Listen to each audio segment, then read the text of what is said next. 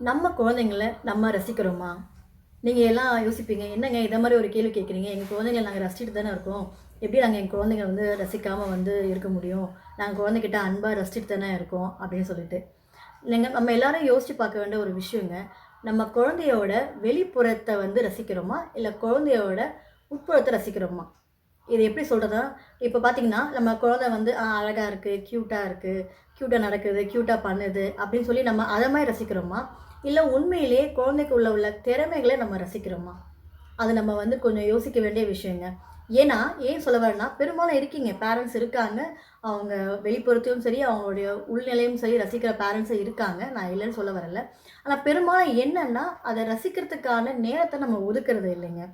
இப்ப பார்த்தீங்கன்னா, நெறைய பேரண்ட்ஸ் சொல்லுவாங்க. என்ன சொல்லுவாங்கன்னா, "அவன் வந்து ஏதாவது லூஸ் டாக் பேசிக்கிட்டே இருக்கான். ஏதாவது வந்து வீட்ல அமர்க்களம் பண்ணிட்டே இருக்கான். ஏதாவது வந்து நோண்டிக்கிட்டே இருக்கான்." ஆக்சுவலா சில பேரண்ட்ஸ் பார்த்தீங்கன்னா, ஆக்டிவா இருக்கிறதுக்கும், ஹைப்பர் ஆக்டிவா இருக்கிறதுக்குமே டிஃபரன்ஸ் தெரியலங்க. குழந்தைங்க நல்லா ஆக்டிவா இருந்தா கூட, "என் குழந்தை ஹைப்பர் ஆக்டிவ் மாரி இருக்கு." அப்படின்னு சொல்றாங்க.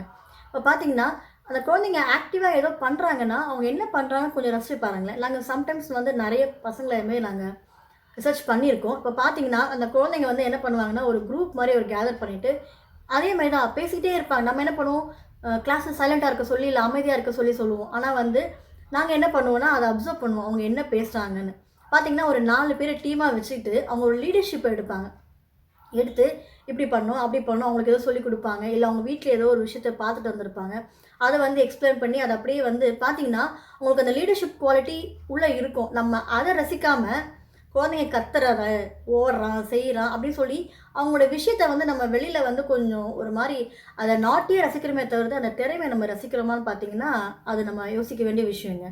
ஸோ, அப்ப நம்ம குழந்தைங்கள வந்து நம்ம எப்படி ரசிக்கிறது? எப்படி ரசிக்கிறதுன்னு உங்களுக்கு தெரிஞ்சுச்சுன்னா, இந்த கமெண்ட்ல போஸ்ட் பண்ணுங்க.